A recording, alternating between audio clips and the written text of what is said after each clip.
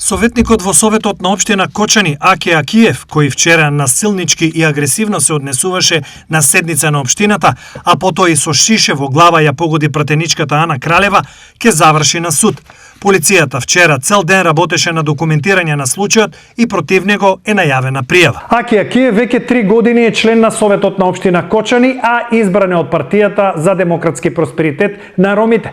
Во јавноста тој ќе остане запаметен, особено по вчерашниот голем јавен инцидент, но и поради тоа што пред извесен период беше хоспитализиран и тогаш изјави дека психички бил повреден и трпи последици. По ова, Аки често за себе тврдеше дека е вербално и психички малтретиран од директорот на јавното претпријатие Водовод Кочани и дека тоа е не само политички, туку и атак врз неговата ромска националност.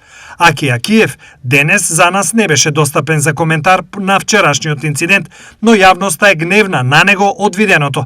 Настапот во ваква светлина го осудија освен јавноста и политичките партии, а некој од нив побара оставка или негова смена.